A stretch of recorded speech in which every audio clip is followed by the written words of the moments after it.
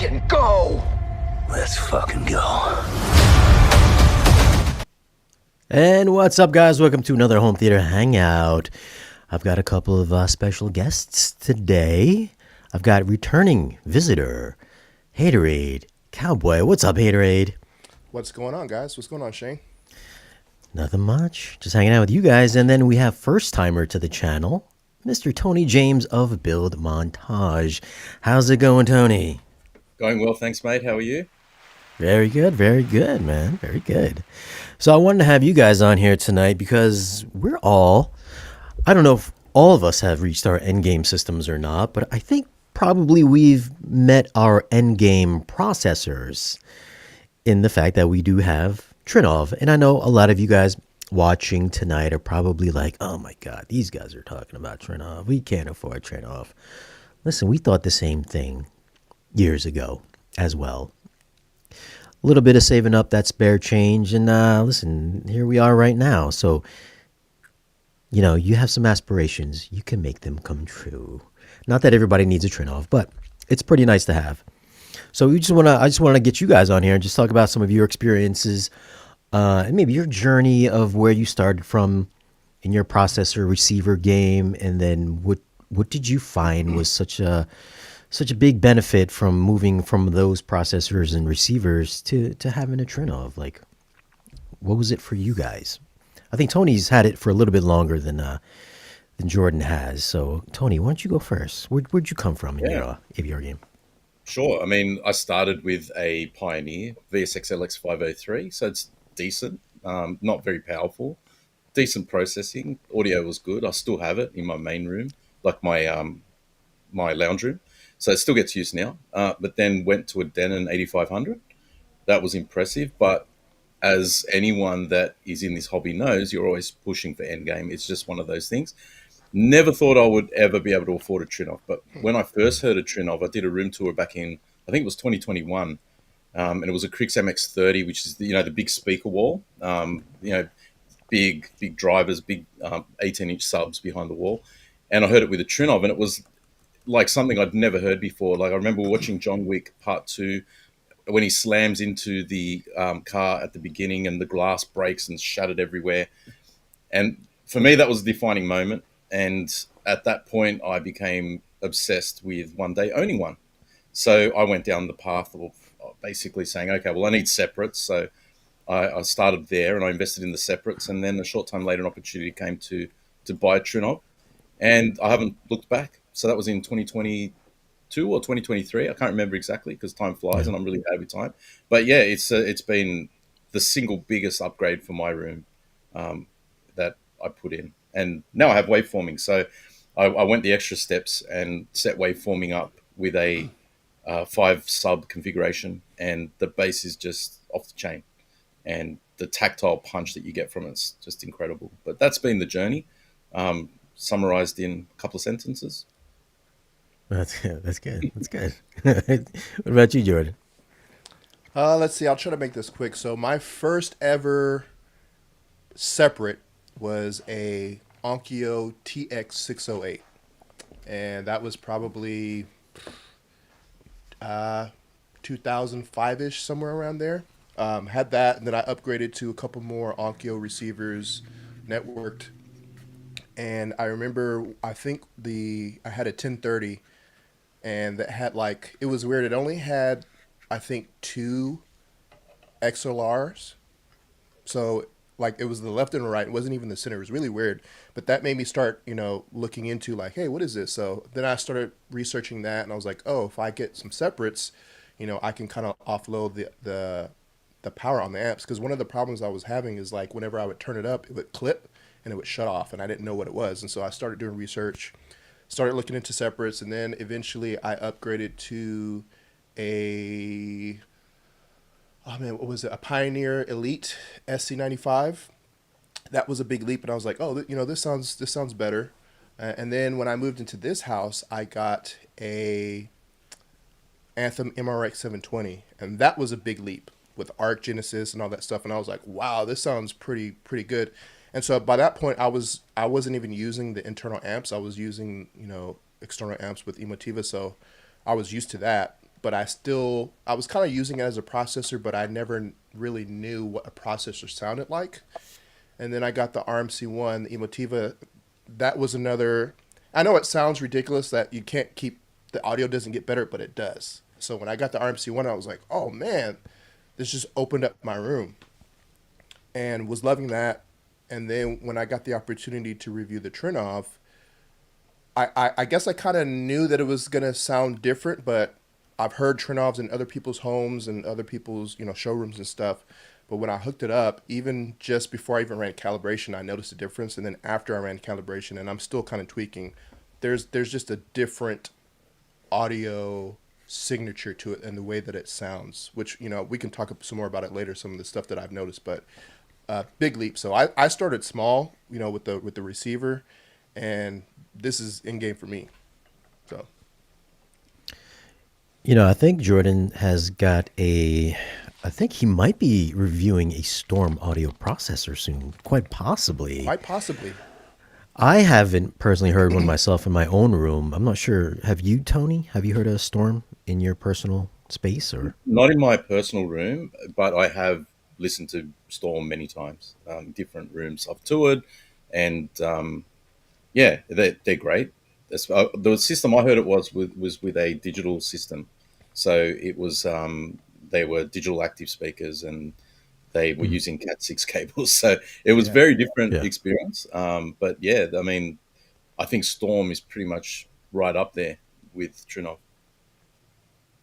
yeah. What was your reasoning behind going with the Trinnov rather than a Storm? Did you hear, in your experiences, have you heard anything like major that made you say, I need to go with this instead of that? I think with Trinnov, a lot of what it was for me was that initial sort of introduction to it when I did this room tour of this room that had the Cricket MX30 system, big system. It sounded great, fantastic, and it kind of got me hooked. There's a specific, and you guys will know this. There's a real signature to the way the Trinnov renders, especially the high Yeah. frequencies, which are just very detailed. I think the only word I can use really to describe it is detailed. And Mm. I was just chasing that detailed sound. And Crix is an Australian speaker company here in Australia, manufacturer, and they are the distributor for Trinnov as well. So their speakers go very well together. And I'm a massive Crix fan. I'm kind of a very loyal type of person. Like once I hear something I like, I like order the same thing off the menu. Like I'm that kind of person. So for me, yes, I've heard things like Anthem sounds great. All my friends have Anthems and they sound great. And, they are pretty detailed. But for me, there's just once that optimizer button gets pressed and you're just listening to something like I was mentioning with John Wick 2, when you hear the glass breaking and you hear that very high resolution, very detailed sound.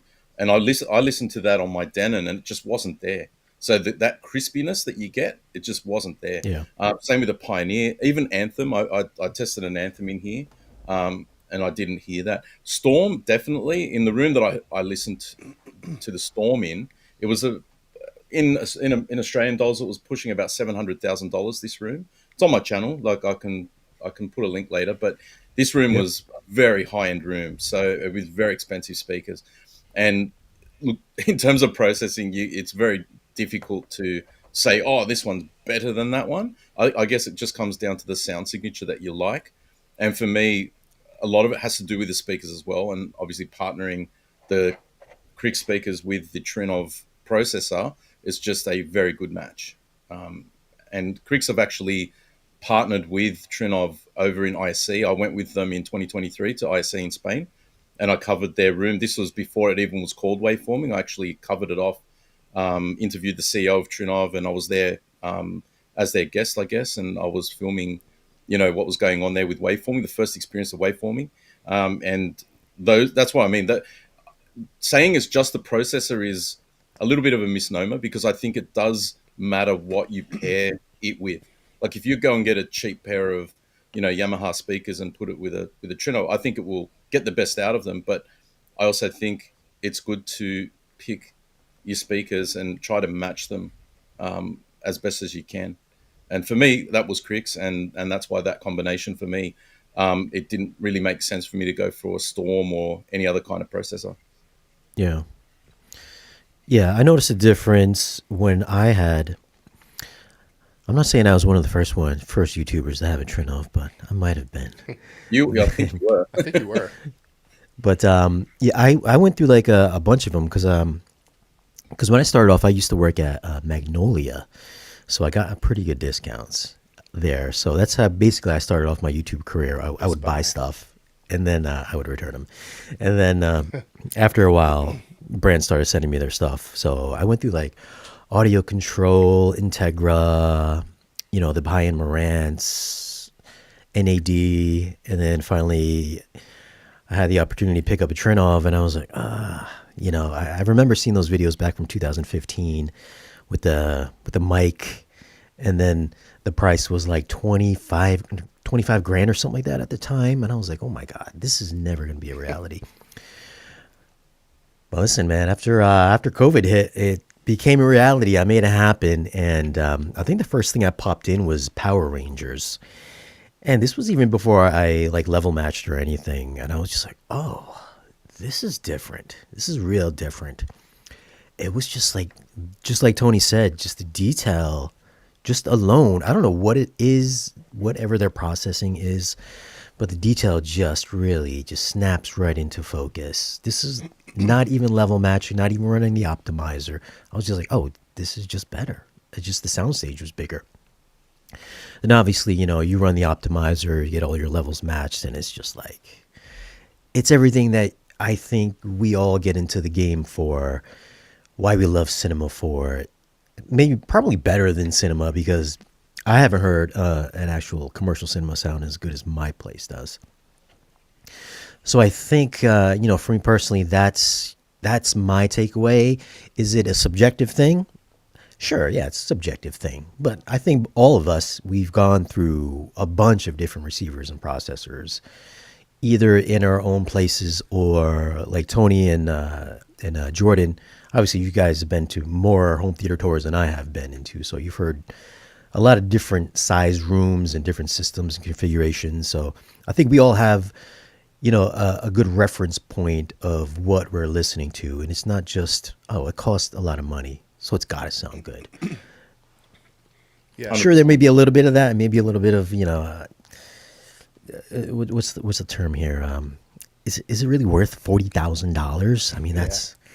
So I know that's a touchy thing. whenever I started like really deep diving into like when I realized that there was a whole nother realm with home theater, when I started getting some, like my basic stuff, I think it was probably when I was trying to upgrade from my TX 608.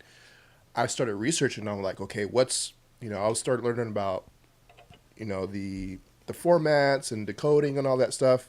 And I remember I came across Trinnov, and same thing with you, Shane. Like I found the website or saw an article or something, and I saw the microphone. I'm like, oh man, this, like, I've never seen anything like this. What is this? And I could tell just by looking at it, I was like, this looks awesome, but this looks kind of expensive. And I was thinking like, and I was like a couple years out of high school, so I was working. My first job was at Best Buy too. But I'm thinking like, okay, maybe it's probably like, $6 or $7 grand. I still can't afford that, but maybe it'll be something to achieve too. And then when I found out the price, and I was like, $25,000, it was like an automatic click off. Like, all right, I'm not even going to consider that. But I was like, how does this thing cost? It can't sound that much better. Like, why does it cost that much? It's only for rich people. Like, I had all those ideas in my head, and so over the years when I would do research, I always see Trinnov. I'm like, man, that must be nice. And didn't know what it sounded like. It wasn't until I think the first time I heard it was probably when I went to maybe Cedia, the first Cedia. And obviously those showrooms are massive. There's, they're $1 million, some of them. And I was like, dang, this sounds incredible. Like, people have this in their homes? And so, then I started, I don't know if I'm trying to think if I've done a home theater tour that actually has a Trinnov. I know a couple of people have a Storm. I think the only time I've heard Trinnov was at, like at Cedia or at a showroom or something like that. So to get it in my theater, and it's really hard to describe someone, like Tony was saying, how it actually sounds, the signature. it sounds different. It sounds better, but it sounds different. The atmosphere, the atmospherics, the acoustics. Like one of the things that I noticed when I first set it up, I was watching. Was it Conclave? That's the one that came out, right? The movie. Yeah. Well, that's a whole nother topic on that movie. But I remember I was watching it, and there's many scenes where they're sitting around in like the dining room area, and Yep. like I noticed instantly, like the off-camera people when they're eating and drinking, that stuff was so prominent. Like you could hear people talking, you could hear the conversations, you could hear the clinking of the the forks and knives and stuff like that. And I was like, I've heard other scenes where they're at a restaurant or somewhere, and it doesn't sound like that. It was really eye opening. It was really really weird. Yeah, Conclave when they're in the cafeteria, I think, Yeah, and it's almost like real life where you'll hear like chitter chatter in the back yeah, or footsteps and stuff going around, and just the space, the sound stage, just yeah. really pristine and clean. And there's And been I don't know if it's just like the DAC or whatever. I mean, I haven't updated DACs, my DACs. I don't know you, Tony, if you have a newer version or what, but it's just yeah, whatever the processing. I mean, I think John had talked about it before, like they've worked with Dolby, so they have like whatever that code is, the golden golden code for code. their Yeah, process. Yeah, Yeah, they so have the that is source in the code. Trinnov. They have direct access to the source code. They're the only one Yeah, I think that has yeah. it. And I think I remember watching that stream. I think he was saying that like with even with Storm, they rely on a chip. So they're all those receivers and processors, they're all limited by the chip, whereas the Trinnov is software based. So they don't really have any limitations as to what they can do. And like if a new format comes out, I mean they can pretty much update it pretty much instantly. So yeah, I don't know how they're doing it, what they're doing, but I mean there was numerous times where I'm watching something and I'm like, is that outside? And I'll pause it. I'm like, play it again. I'm like, oh no, that's in the track. Like that sounds like it's coming from outside my house. That's crazy. Mm. yeah, Yeah, it's very detailed sound. One thing I noticed is, especially in my room, I'm not sure on the dimensions how to translate them, but I don't have a very big room. And the one thing that the Trinnov did for my room was to, especially because it's a full immersion back cave style room, when the lights are off, you can't see anything. And basically, when you're looking at it, you think, oh, it's very close. But as soon as the lights go out and you're watching something, it just expands that Hmm. soundstage out like yeah, in a big way. And the other thing, just to touch on what Jordan was saying earlier, the like DTSX Pro, for example, it's still not out on Anthem yet. And I remember Trinnov got it somewhere like 2 years prior to, Wow. because they could just do the up. I don't know if you remember, Shane, because you had one before me, but it was an update. It was just yeah, DTSX Pro was just an update over the wire. yeah, And most other processors, I mean, Den and Marantz have it now, but I remember it was a yeah, good 2 years, I believe, before anyone else got it, because it's all baked into the chip. Um, yeah, so yeah, there's so many benefits with Trinnov, and I know from talking to Tom Garrett, who works at Trinnov. I'm not sure if you know him, but he's a big Welsh guy. I won't call him English because if he sees this, he'll get really angry. Um, but he was saying that the original Altitude 32, number 11, I believe, the 11th one they made, is still in production right now. It's still out there. It's being yeah, used in shows, and it does everything that the current day ones do. I mean, of course, it That's probably needs crazy. the HDMI board updated to the 2.1 board. I've got the 2.1 board now.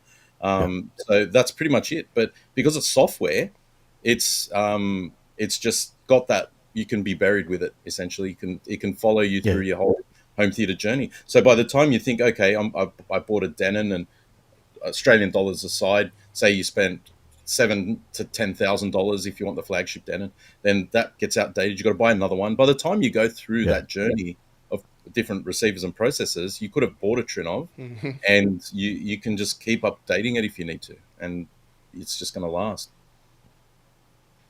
Yeah, That's I kind of think. like I mean, I almost had gotten a Storm myself, but then I know they had like a Mark One or a first gen, and then Mm. I want to say like a year or two later they had a new one. I was like, oh, there's a new one already. And then I feel like last year they announced another one, And didn't we just get a new update for like? There's another There's one. another one, and then there's a receiver now too. So Yeah. So I mean, that's like 3 or 4 iterations right there. While Trinnov is still on the same platform, on the same chassis. So same it's like processor. same exact processor Like that's from crazy. Like 2015. in the To computer be world, that doesn't happen. Like you're using this, like you have a processor for 3 or 4 years, and it starts to just slow down. Yeah. To be fair to Storm, though, there is upgrade path. So you can look into it. There is definitely an upgrade path for Storm, to be fair to them. There you can upgrade components and you can change the DAX and things like that. I've seen, because I had to ask, and it does look a little bit less elegant than the Trinnov. Like if you look at the back, it's all plates, like different like bolt-on plates on the back. But I mean, that's just the look. I mean, they do sound great. I've heard them enough times to know they are great. Like it's Yeah. not. I wouldn't want to sit here bashing Storm because I've chosen Trinnov, but it's good to have competition at that high level because that just pushes innovation and pushes them to do things. Because I mean, look at waveforming. Waveforming is an innovation that has been pushed in both sides. Dirac has their own form of active room correction, as now Trinnov has waveforming. You can pick your flavor. I prefer the sound from waveforming, but yeah, it's good to have that competition because without it, you can stifle innovation. Yeah. I would feel like if I had a first gen Storm and they had, 2 more iterations after, I would have a little bit of FOMO, even if it was upgradable, because I know the newer ones look a lot cooler. I They would just do, be like, yeah. I'd be like, man, I have to sell mine now just to get this one. So, Yeah, same thing happened to me whenever, because I had been looking at Anthem for a while and just didn't have the funds. And then when I moved into my house, I was like, you know what, I'm going to sell a couple stuff. And then I think I had gotten a bonus at work, and I was like, all right, I can finally buy one. So I had been looking at it for a couple years and didn't have the money for the processor, but I got the receiver. And then I want to say within 6 months or that year, they announced the next version. And so I was like, oh, come on, man. Like, I just bought this thing. I mean, I was happy with it. I didn't have like FOMO, but I was like, I'm the type of person I like to buy, if I can, buy the latest model. So I'm like, well, I guess I'm stuck now. And I enjoyed it. It was great. But yeah, so that's crazy to me that the Trinnov is still using the same processor. and if they were going to move to a different processor, I'm 100% certain we can just ship it in and get a new processor upgraded to it. Not that Yeah. I don't know You probably have what to we choose a would benefit motherboard, from but that. yeah. I mean, there's only one thing with the Trinnov that really bothers me about it is that 2-3 second delay when we start a movie. Yeah. You That talking is about like the amps? no, just if you play a movie, it just doesn't click on. Yeah. But are you using it with a video processor? Because that can often I be am. where I've noticed a bit of a delay. Like I've got a Lumagen, and I notice it's good, especially if you're pushing SDR. So you're running it in the SDR container, and you're not worrying about the sync. I noticed it's a lot faster. And if you use the audio out, are you using MadVR? I'm assuming, Jordan. Yes, I have the MadVR core. Cool, cool. So that's I don't believe that one has an audio out, does it? I It just goes straight into the. It's just one out, as in HDMI, Yeah, one yeah, out, I think so. audio Cause and and video. then all the rest of them are display ports. So yeah, I think you're right. Yeah, so you can split, like on the Lumagen I've got, you can split the audio out. So for me, and it's been like that for a while, I only use the Trinnov for audio. I don't use it for any video processing at all. So straight out. And I've noticed there was a slight delay, but obviously you can change it on the Trinnov. You can set the master, on the processor. You go into the master and you can set your global delay, and then save it in your preset. So I've accounted for that, and I find I don't get quite 2 seconds now. I get a little bit less, but I think a lot of that has to do with the video processor and the syncing. Yeah, because I mean, it does it's automatically it has to delay the signal so that it can do its stuff and Mm, that So I understand that. My thing is, so I have everything HDMI 2.1 now. I have my projector is HDMI 2.1. The Trinnov that I have is the HDMI 2.1, and then I believe the core does HDMI 2.1. I remember whenever they started talking about when HDMI 2.1 come out with eARC or just with 2.1 period, it was supposed to eliminate the whole, like, 6-7 black, the handshake with the E did. I haven't noticed that. And I don't know if there's like some specific settings or something that you have to configure, but I was always under the impression that with HDMI 2.1, that's supposed to be negligible, like, a second or less. But I haven't really noticed that. But Yeah. I don't know. But Yeah, I don't know. I get at least a 2-3 second, whether I got a processor in the chain or not. So I mean, same for me. I mean, my big thing is if I press play, if I'm doing the Kaleidoscape or the Zidu, once I hit play, usually I'll just click back really quick after it catches the first time, and then all is fine. You can I set mean, there's delay. not too many things. Are you getting? I don't know. I mean, Are you getting? yeah. I the mean, second- I've spoken to their engineer. Like they know about it.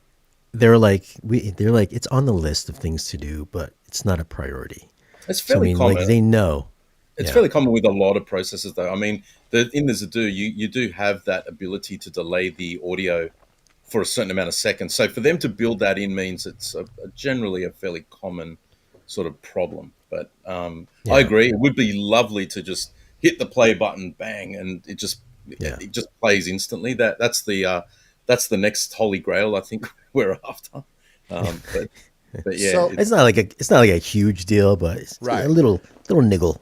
I was, think it was yesterday or the day before, because I was going in there and I was playing with the settings for whatever reason, and I don't know what happened, but I went into because I remember when I had my HD Fury, I did that. I went into the Zidu and I changed the whatever it's called to where it'll basically it'll delay it so that by the time you see it, there's no delay.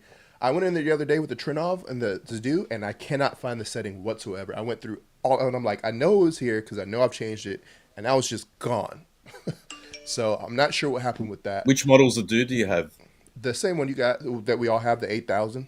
Okay. Yeah, I know they did take a few things out of it. That could be one of them. It was 'Cause I know there they- before. Okay. Yeah, I haven't actually checked because, I saw someone in the chat say it's not the video processor because it's PC based. That might be true for MadVR, but not Lumagen. Lumagen is a custom PCB. It doesn't run on a Windows computer like MadVR. So, just answering one of the questions in there, or one of the statements in there. Well, I was going to ask you too, Shane, because I'm curious. So on mine, I get audio almost immediately, and it's the video that it's like is yours the same way, or you get no audio and video? I get no audio. I'll get the picture will come in first, and Really? then the audio will See, come in. mine's I the guess opposite. it's the same. Mine is the opposite. I had some friends over last weekend, and I was going through some clips, and like the audio would start, and the video would just be, it'd be like 2 or 3 seconds, and then it would come on. So that's weird. I wonder if maybe it's the Mad VR, because both of you guys have. Yeah, no well, Lumagen images, is- right? The Lumagen is different because again, it's not a PC-based operating Right. system. Yeah. So and for it, look, it has to delay because Right. if you're thinking about it, like it's bitstream pass through, right? So the source is sending the audio via bitstream through the device. There's no processing till it hits the actual processor. So, but with the video, it's actually doing stuff. So obviously, there's going to be a delay. So by the time it gets the signal, of course, it has to delay it. There's no real way around it. But I think that might be different to what Shane's talking about because I do have it. I have noticed there is a small delay, and yeah, and also if you have extended to +4, I don't know if you guys have the +4 on your Trinovs, but I've got the +4 Yeah. with the digital outs for because I've obviously got 5 subs now, so I'm using the full 20. You've got to make sure that the external DACs you're using don't pop on the rate change, because that was one thing I noticed as well with the previous DACs I had. I just bought new ones because they'd be changing the rate, the polling rate, and it would go from say 48 to 96, and you hear this pop pop pop pop when you're loading a movie. So yeah, that's not the Trinov's fault. That's more the DACs, but yeah, it's not perfect. I mean, there's always going to be something. Yeah. Which stacks did you have? At Cambridge DAC Magics, which are supposed to supposed to mute. Basically, it's supposed to mute on the frequency change. But Yeah. it wasn't working for me. So I Oh. bought these new topping ones. Yeah, and they've got Oh, 12 yeah. volt triggers in them, which is really nice. That was one thing for Oh, me. To have to really? go into the rack and turn the DACs on was a bit annoying. So having the 12 volt triggers is pretty cool. I love 12-volt Huh. I've triggers. got the Cambridge too. I'm not sure if I noticed it a pop. Yeah, it Were may be the were same, but were you hearing the pop on the subs or on your speakers? On your speaker ups? I'll grab it. I'll grab it.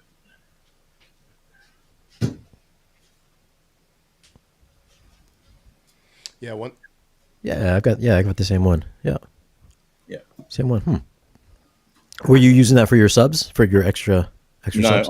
I'm using them now for the speakers because when and I've got a waveforming video coming out actually very soon for my room. It's just taken a while to finish it, but basically, when Michael from Crix came up to help me with it, the initial installation, he said, "Look, it's better. There's no look. It's just a recommendation." Trinnov said, "Put all of your subwoofers directly into the Trinnov." Um, Mm. it may not be necessary, but it was just their recommendation. Say, look, plug. So I got 5 subs, so it's like plug them all in. So I'm using my top front, top back, left and right, plus top middles as through the DAC Magics. And so what was happening is I was noticing this Hmm. when it was like when it was changing from Mine Yeah. does 48. that. Yeah, Yeah. do you hear that or you don't hear that? No, so mine actually does. I thought you were talking about like a popping. So when I first started using mine, I asked Shane. I was like, "Hey, what is that? What is that clicking sound?" Whenever he was like, "Oh, that's the amps," because they sent me the amp too, the amplitude. And I'm like, "Does it do that every time it switches over to a different like codec or something?" And he was like, "Yeah." So I'm like, that's the only thing where I'm kind of like, I wish it didn't do that. It's not that big of a deal, but it's there is a delay with that too, because sometimes the video will start. In some cases, the video will start, and then I won't get any audio because I hear the clicking, and then it comes in. And like you said, I just do the same thing. I just hit skip back a couple times. Mm. Yeah, maybe Are we're not you? talking about the same thing. I don't know. It's hard to.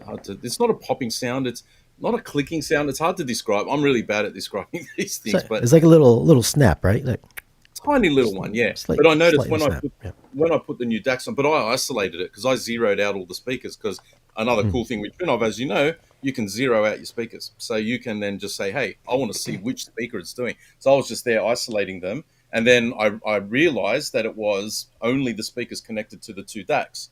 So anyway, I went and bought these topping DACs off Amazon. They weren't expensive at all, just to test it out, and they had 12 Yeah. volt triggers. And I only put them in about a week ago, and yeah, the clicking is kind of gone. So Huh. Interesting. yeah, Yeah, I'm gonna put my I've got an Eversolo DMP A6, like the first gen. I'm gonna obviously that's overkill for just for my subs, but I'm gonna try it in there no, anyways. not overkill. That word doesn't exist. You know that. Doesn't So that's next on my thing. The I just got these Procella speakers in the P815s, so they have like the top half and then the 15-inch woofer to it. So right now I'm using 24 channels. So he sent me LCRs. So it's like now I have to get I got to put the DMP A6 in because I actually need 3 extra channels, but I'm only gonna have 2 extra channels. So it's like I'm gonna be maxed out at all 28 channels. So I'm gonna have to dump my center rear just to test these out. So it's like the next thing is, do I add, because I have it out to 24, do I spend the extra spare change and get the other 8 channels because the extra 4 is yes. not, it's not Default cutting it answer right now. always yes. We'll always back you up. I do this with my mates when they ask me questions. Yes, always. You need it. You need a change. You need to get it. I know. And then it's like, I was like, when's enough, man? It's like, man, I've got like, who would have thought I would have this many, or that we would have these many speakers in our homes? It's I know. it's good, kind of crazy. I was excited because I'm like, wow. So with the RMC one, I mean, Shane, I don't think you had that many speakers, but you've had the RMC one. Even Yeah. though the RMC one has 16 channels, you can't. You have to decide between either like 6 high, or I think it's what wides and 4 heights, or like 3 subs. Like I couldn't do all of them. I couldn't do 6 heights and 3 subs. I either had to have 4 heights, and then I think the other 2 were either like locked at wides or like another sub. I mean, I could have gotten I didn't have it at the time. I just got one, but I could have gotten a mini DSP and did one, but I was like, man, that's just too much trouble. I didn't feel like dealing with it right now. But with the Trinnov, I'm like, oh, cool. I can run all 3 of my subs and my heights at the same time. I don't have to do, I don't have to pick between. So that was cool. And then being able to go in there and tell, which speaker is which, because I was confused when I first plugged everything up. I was like, why am I getting sound out of this speaker over here? What is going on over here? And then I figured out, I was like, oh, they're labeled on the cable. So I went in there, I saw which one it was which. Went in there and changed all the numbers on the channels, and then it was pretty much smooth sailing from there. I mean, there is a learning curve if you've never used a Trinnov, but I don't know if you guys are like this, but I'm tech savvy, so I like to figure stuff out on my own. And when I was talking to Trinnov, they were like, hey, if you need any help, let us know. We'll walk you through it. And I was like, yeah. I said, I probably will, but I was like, I want to try to see how much of it I can figure out on my own. And they were like, no, we think that that's good for you to do that, to share with your audience. For me, it took me a couple hours, and then I was kind of like, oh, okay, this is what I need to do. And then there's been a couple of stuff where I've texted you, Shane, I'm like, hey, where's this at? But for the most part, once you play around with it, it's pretty simple. Yeah, once you get into, I mean, once you dig into the filters and stuff, that can get a little bit more involved. Yeah, but I haven't done It's an that. onion. It's got a lot of layers, the Trinnov. Once you start digging into excursion curves and you start doing waveforming, I don't know if you guys have put waveforming in yet, but I haven't. Yeah, I think you Shane haven't. has. No, because I have 3 subs right now. So I have a 21 inch and 2 15 inches. But I'm supposed to get some other subs in the future that I think I'll be able to, because I still have my Stark Sound SW15s. I don't even have those hooked up right now. But I think in the future I may be able to do it. But right now I'm not using I'm not doing waveforming. I just don't have the setup for it. plus, I think he needs his neighbor's permission to do waveforming. Yeah, man. No, I don't need that. Come on, you're doing them a favor. Come on, Yeah. they get to share your awesome audio. That's how you got to look at it. They're the bane of my existence right now. They haven't said anything. I've had a couple friends over the last couple weeks, and I don't know if they. So I did board up my windows. I put some acoustic stuff in there, and then I boarded up one of the windows. I put Quiet Rock, and then the other one I need to go back and put some other layers on there, but I used I forget what the name of it, but I closed off my windows, and I'm like, I know that's not going to help with the bass, but that should help because our windows are like directly across from each other, so they should only be experiencing the bass now. But I mean, I try to be courteous, I try to cut it off like at 10. No. No. So I'm curious, do you have issues with your neighbors, Tony, or how far are your None. neighbors from you? No, I'm fortunate because my home theater is on the right hand side of my house, and all my side neighbors are not side neighbors. That's basically the backs of their homes, but onto the side of my theater. So we're talking about like 40 feet, 50 feet away. So from the side of my house where all my audio Is it like a cul-de-sac? No, it's just I'm just before the street turns. Okay. So the houses are then oriented the other Nice. way.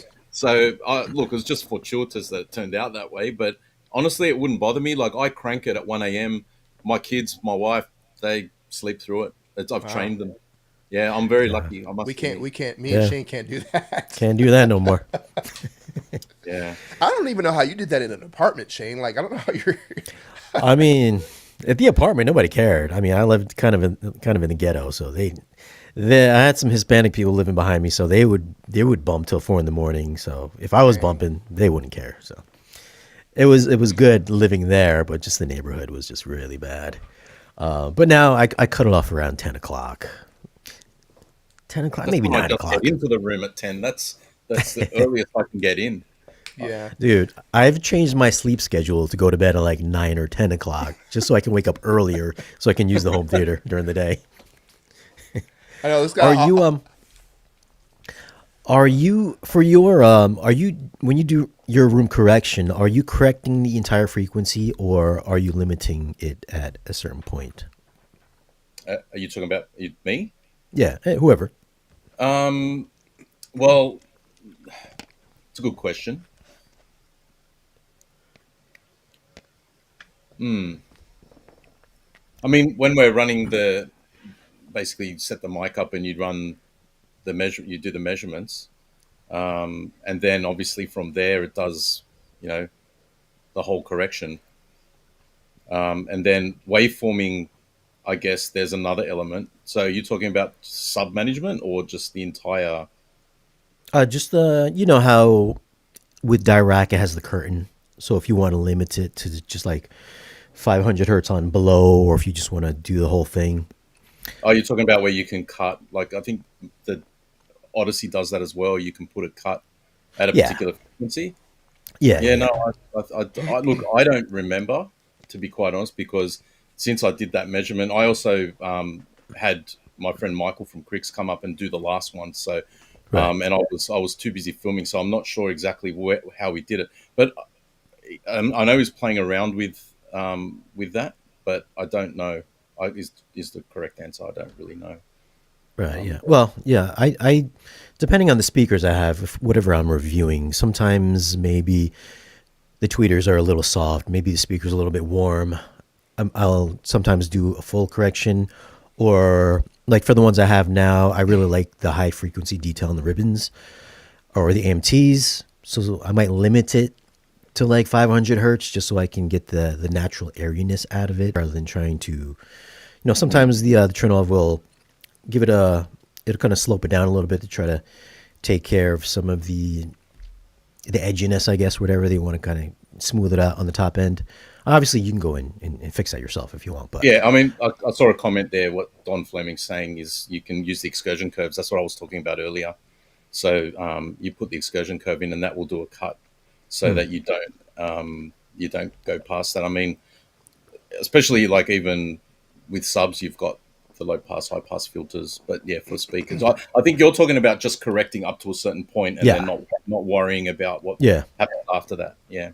yeah, yeah. Because I find like sometimes, sometimes you just like a certain way that a speaker sounds, and then room correction can sometimes take that away and try to alter the signature of that speaker. So You can play with the yeah, target curve as well. Like yeah, it's funny, like the target curve, I was following. Like again, there's a particular little bump at a particular frequency, because, as I said, when my friend Michael from Cricks came up, because he knows those speakers, he sort of understands how, where they're, where they excel at, and generally, like I've done little tweaks to the target curve because I like a little bit more sizzle, say around one kilohertz. yeah, It's yeah, nice little sizzle. So a little bit of a bump. But yeah, generally I've found that that with the Trinnov, just that optimizer button, as soon as you press that button, generally it will make a bad room sound good. So as you all know, that's yeah, I guess the takeaway without getting too technical because I'm not extremely technical, to a point. But that button, that magic button, I don't think any of us yeah. know the magic behind it. But that, Yeah. as you know, I'm sure you've pressed that optimizer button and then listened, and then press the optimizer button again and then listened, and it's unbelievable. So How are you finding waveforming? loving it, absolutely Yep. loving it. What it did for my room, see, because if anyone's seen my channel, I'm not sure if there's any crossover audience here, but I've gone on a big journey because my room is quite small. It's only 3.6 meters wide. I don't know what that translates to. It's like 10 feet or something wide. 10, yeah.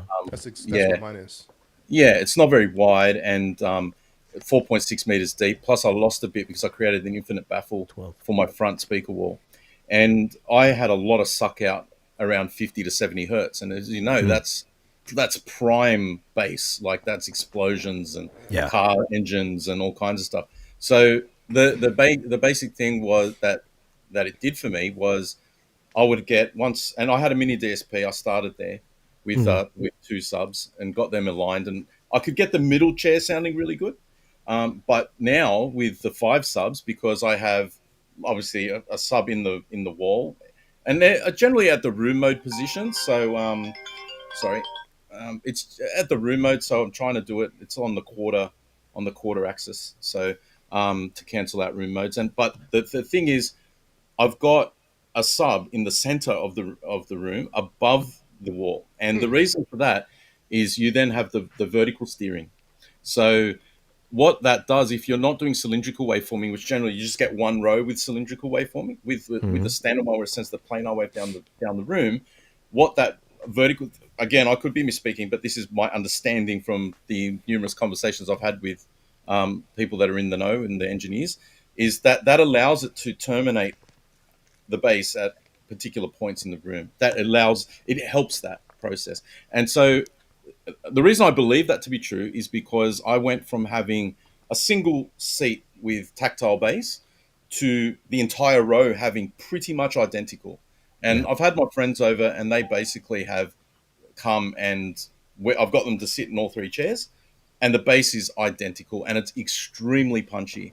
The decay time dropped. I wish I had a graph I could put up here, but the decay time dropped significantly, and that's, I guess, the key to waveforming is decay time of the bass. And a lot of rooms will give you a pretty high decay time, even if you have bass traps. I mean, they will help, but the beauty of the active cancellation that you get from the waveforming is that you don't get any of that muddiness, that thickness, that boominess, because the back subs, which work really hard, by the way, like they're running, I think mine are around 7 dB hot to handle. They're working really hard because they have to cancel out, and then they have to push a little bit as well. So I find that there's no bass sound like that thick, heavy bass that you generally can feel when it collects in the back and the corners.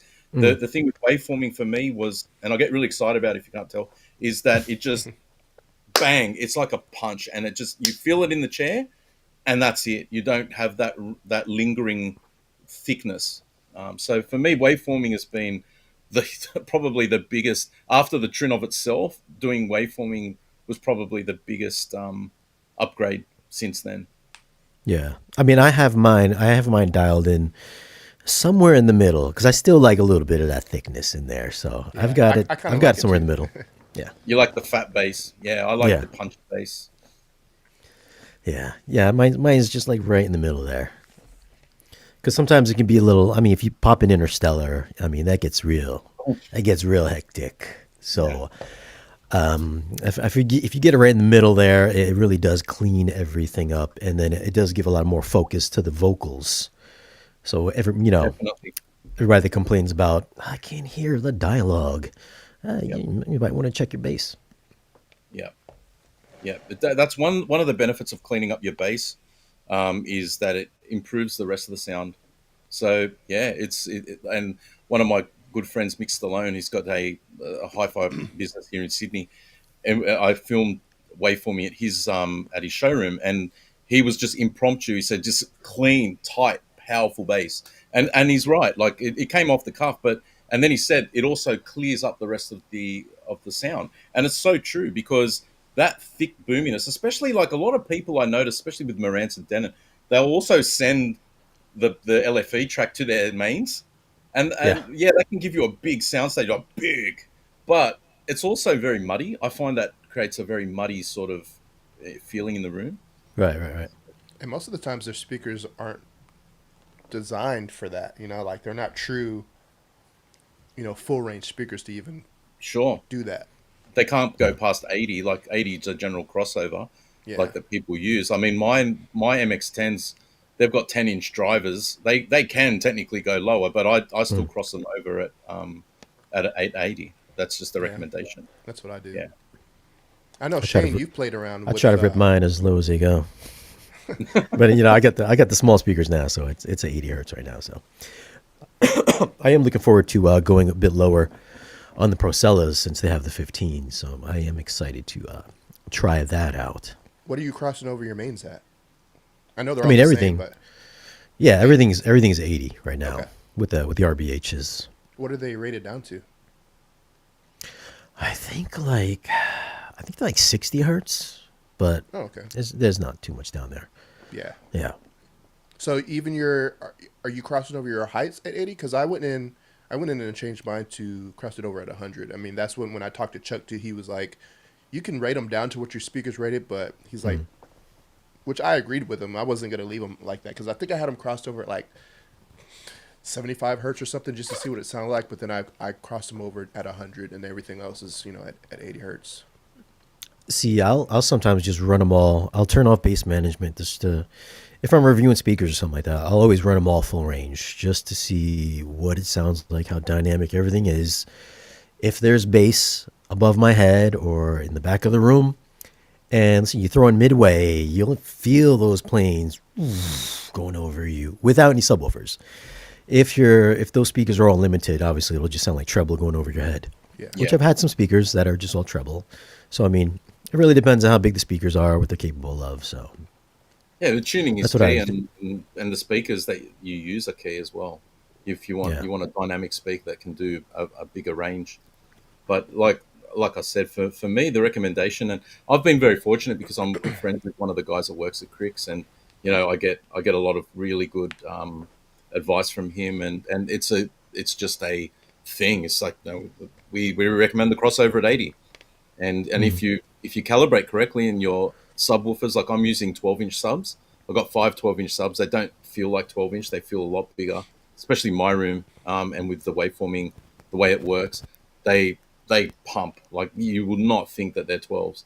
But in such a small room and it's pressurized, like it's just it's amazing. Like that the way that it's set up in my room is I've had people come in, they can't believe that they're only 12-inch subs because of just how much tactile you get. You do miss a little bit, like 18s will give you that really deep rumble, that real good sort of in the legs, you feel your hairs sort of vibrate a little bit. But Yeah. like I think that for my system anyway, crossing over at 80, it's just seemed to work. Um, What's what do you have any like infrasonics in your room? Or are you gonna no, go down that route or? I am absolutely Yeah. like Okay. I can't say too much, but I am building another room for myself, not in my house, somewhere else. I can't say too much about it. This is going to be a big room, and Cricks have announced, and they've brought them out. They're bringing out these dual opposing 18-inch infra subs, and I've experienced these. I went to the launch of them last year, and these things are nuts. And yeah, basically, because Cricks do the MX speaker wall, I don't know if you've seen them, the wall of sound they call it. Yeah. And basically now you can get those with infrasonics in them, so you can order them with them. So my next room that I'm building will have them in the speaker wall. So I'm pretty excited about that, and I will go. Yeah. Definitely am planning to do the infrasonic route because as anyone that has felt infrasonics before, it's pretty awesome. Yeah. Yeah, it's awesome. I've got mine. I've got my infra sub crossed over. I think at like 40 hertz. It goes from 40 hertz and below. And Is then that on an the no? I'm assuming that you probably got. no, I've got an RBH 21. Okay. It's like a 400-pound sub. So Thing's massive. Yep. it's Yep. yeah. I heard it at M-Wave last year. Yeah, that room was actually sounded really really good. I was surprised because that was the first time I had heard RBH, and I was like, oh, I didn't know that they were gonna be here. So I went in there and I was like, dang, this room is slamming. Actually, the sub that Shane has is the same one that they had at that show. So Yeah, luckily they didn't beat it to death. yeah, I'd love to go to that show, but I've never been to the States, so I have to come one yeah. day. I don't think they're doing it this year. Yeah, I think Youth Man's not involved in it anymore. Yeah, and I don't think Ryan's doing it. I don't know why, but I think I guess he's got too much on his plate, and maybe next year, I don't know. I guess we'll see.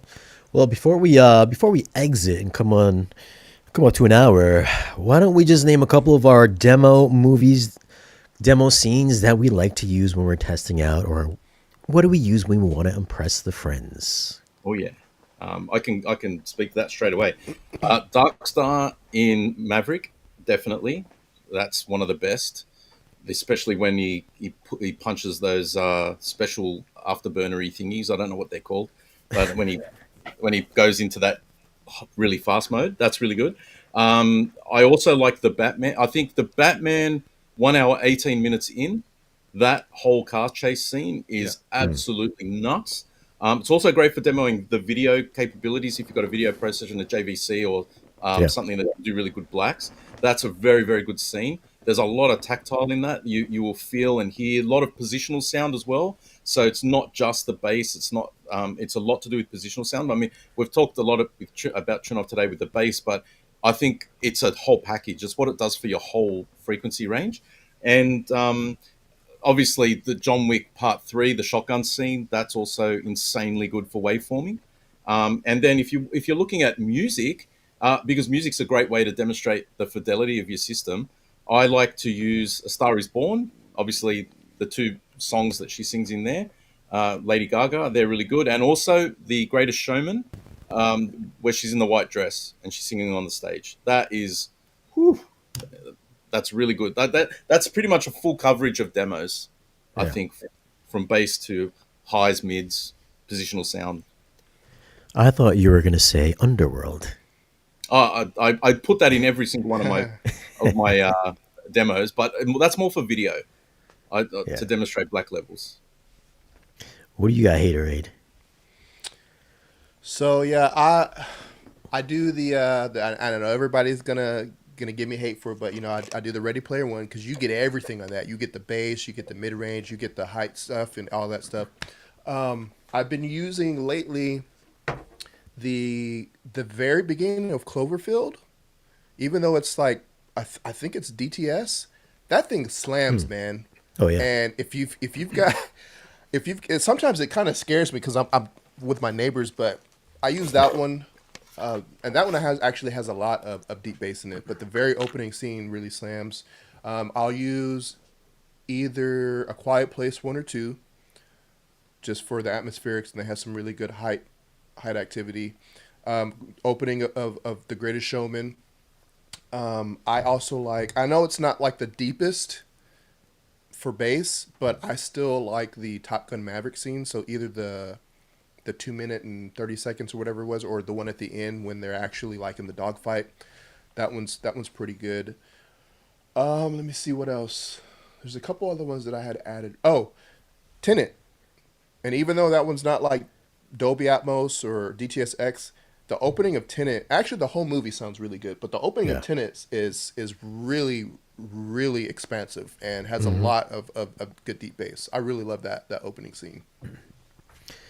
Mind you, Tenet is probably Christopher Nolan's best movie. You guys keep sleeping on it. I love that. I don't know if it's his best, but I've seen it love multiple times. It's a great movie. We just watched it last week. My friends came over. They wanted to watch it, and that's probably my 10th viewing, and I'm still like, wait, what? Okay.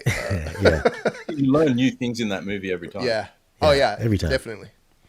Love that movie. Every time. What about you, Shane? What's demos? You see, I'm making notes here. Gosh. I'm a demo whore. I need as many demos as I can get. I will say, I know one I haven't seen him use in a while. He used to use it a lot of time. What's the war movie with the bass? Fury? Yeah, he used to use Fury. Fury, I don't see you use that very much anymore. That one's crazy though. Yeah, the tank scene, it got overplayed, I think. Yeah. I had to put it to rest for a little bit. I mean, I came up with a video. We had a video, I think, 2 weeks ago. One of the best ones I don't think a lot of people check out is, especially if you're a horror fan, it's going to be Brightburn. It's very atmospheric. It's right up there with like A Quiet Place type of thing. It's essentially evil Superman, the origin of an evil Superman. When he's I don't do horror. I don't do horror. Yeah, that one looked really creepy though. Like, it's well, is it really horror? It's just he's just it's a really bad boy, is what he is. My threshold's very low. The most I'll go is, I don't know if you saw it, was Arcadian, the new one with Nicolas Cage, and that one was too much for me. I watched the whole thing, but it was too much. It was very, very good. Starts out with very shaky camera, but the story, oh man, I was hooked. I had to watch it, even though I don't do horror. Really good audio as well, especially if you upmix, because that's one thing we didn't really talk about with the Trinnov is how good the upmixing is. Like neural laser upmixing is just nuts. So you watch a DTS tracking. It's just Do you prefer DTS-X over Dolby Yes. Surround Up Mixer? Yeah. Yes, I Yeah, do. I do the same thing too. What about The Audio 3D? Do you guys use the upmixer? Because I hear a lot of people say that's really, really good. A lot of people do with Trinnov use the Oro 3D. I don't at all. Yeah, I don't use it either. Sorry, guys. I mean, it's like you have to, because their placement is like it's got to be like It's on the weird, side yeah. walls or in the front wall. And Yeah. angled down. Yeah, I don't. Yeah. I mean, It- my it- tops it's are. like a dome, essentially. Yeah. But Shane, that movie you're talking about, isn't that kind of like, I don't know if you follow the comments, but it seems like that's kind of like the Superman Red Son, where he's raised by like Soviets, so where he ends up being kind of, I know it's not the same thing, but same kind of premise where, in that movie he's raised by, obviously, the government's evil, but I don't think they're evil in that movie, but he just turns out to be evil, right? His parents. Oh, yeah. He just, when you're a kid and maybe you find out you have some powers and you might want to, take advantage of that. He took advantage of it and he turned out to be evil. Is it I like mean, he was Cron- raised by good parents, kind of like Ma Kent and Pa Kent type of characters, parents. And then, he was just a rotten kid. What can you say? I mean, there's just like A Quiet Place. It's got that big atmosphere. Him like zipping in and out when he's flying through the house, going through different windows, smashing into people or dropping cars from above. I mean, you hear it in the top speakers. Psh, it's pretty good. pushing me here to be game enough to press play. I look at that poster and I'm like, no, I can't do it. But like as soon as I hear these magic words about placement and things, it's like, ooh, I need to hear. I mean, you know what? I want to say the past few horror movies. Listen, I'm not a horror fan myself, but I can't do the it. past few horror movies, they've been like 10 out of 10 audio mixes. I mean, they're so good. Kind of have to be though, right? Because Yeah. that's part of the. That's what. How else are you going to convey certain things? Placement's a big thing in audio. So I don't watch any horror, so I don't know. But I did forget when I was going to say. Also, I'll put on Godzilla versus Kong. That movie just sounds big and very expansive. I love the way that they do the reverb in that because there's the monsters are so big. So that Is it the last one? No, that's Godzilla X Kong. That one was horrible. The audio on Yeah, that it was was such bad. trash. I think we both reviewed that when we were like, "This is bad." Yeah. But Godzilla versus Kong sounds incredible. What else King you of the got, Shane? Monsters. King of the Yeah, I always Monsters. forget about that one. Awesome. It's just Skull mega bass. Island. Those movies, mega bass. Yeah. That too. Was Skull Island, that first attack. I mean, when he's taking steps, you can hear his footsteps kind of come over you and then hit you right in the front stage. Boom. While the choppers and stuff are flying overhead. That's really cool. I haven't seen that in a while, but that's a pretty memorable one. Obviously, like Man of Steel, still one of my favorite ones. And any one of the Dunes, of course. Oh yeah, I forgot about that Dune one. How 2, could I yeah. forget about that one? Yeah, Dune 2 is great. Yeah. I put that one on too. There's a good scene in June 2 if you want the timestamp. It's around 44 minutes in. It's not loud. It's actually very quiet, but you hear the sound of the spice rustling over the sand dunes. So if you want to hear the detail, and that was something that I always demo for people, is it's about 43 minutes in June 2. Yeah. If you write that down, it's a really If you're good. that scene in the ornithopter as well, when him and his mom is escaping, we can hear all the debris Yeah. falling against the windows and stuff. Yeah, that's good too. Just that the little subtleties are really good. I still use A Quiet Place all the time. It's still one of my go-tos. So I do have a top 10 on the channel, guys, that we put up 2 weeks ago. So definitely check that out. But we are at 1 hour now. Guys, what do you guys got coming up? Haterade, what do you got coming up? So tomorrow, and actually after I get off here, I got to get all my gear together. I'm actually filming a home theater tour. I think it's about 45 minutes to an hour away from me. It's a JTR home theater, so I'll be filming that tomorrow. Hopefully that'll be out sometime next week. And then in the future, I've got to do the... Actually, I just finished the script on the 2 Hammer 15s that I have with the Mac Theatron, so I'll be incorporating the 21-inch with that. And then I have the Mad VR and the QB1000 that I'll have to do. That's probably going to be a little bit further out. And then I have I think one of the projectors, I think Jimmy, that I have to I'm not too excited about that, but I still got to shoot the review for it. Do it. So that's pretty much what Nice. I got on my plate. What do you got coming up, Tony? I've been in projector mode for a little while now, so I've filmed an NZ. We call them NZ 900. I've got in my room right now, and that thing is an absolute monster of a projector. I've pretty much filmed it, so I'm editing that one. Should go live today or tomorrow. I filmed last night. I was at my friend's place. We got together and I filmed the new Christie 4K 860 projector. That thing is an absolute weapon, 8,000 lumens. So that one's coming up on the channel. And also a couple of smaller ones. I did the BenQ GP520, which is a little lifestyle projector. So I don't discriminate. Like everyone goes, oh, you're pushing Trinnov and all these high things. It's like, no. If you look at my channel, most of them are small lifestyle projectors because I think home theater is for everyone. So yeah, that's it. No home theater tours. I haven't done one in a while. And yeah, that's pretty much it. Just keep pushing on. You guys know the game. You're only as good as your next video. And also, somebody's saying they feel like they got robbed because we're not showing any content. Hey man, we're just talking about our experiences. We're not trying to sell you anything right now. So I can show you okay. that door, and I can show my Trinnov. It's in that door, just over there. I'd have to move the light. If you really want to see it, I can show you. And I've been doing the Trinnov experience where I've been showing like the GUI and the base management and stuff. I think I have another video that I'll probably do. So hey man, go check that out. Like if you want to see that stuff, and I mean, go back and look on Shane's channel. He's got I don't know how many videos on Trinnov and live streams. So no excuse, man. I've got a few videos on Trinnov. Yeah, Tony too. Yeah, not as many as you guys, but yeah. We're all Trinnov shills, so not a secret. Yeah, this live stream is paid for. We're all making big bucks off this. Oh, there comes the helicopter with my big bag of money right now. Like Lost. Well, all right, guys. Thanks for checking out this video. If you have any questions, make sure you leave some comments for us. If you want to subscribe to Jordan's channel, Haterade Cowboy, or to Tony's channel, Build Montage, there will be some links down below in this video's description. If you want to pick yourself up a Trinnov, there will also be some links down below in this video's description. There it is. Thanks for watching. Don't forget to like, share, and subscribe, and we'll catch you again in the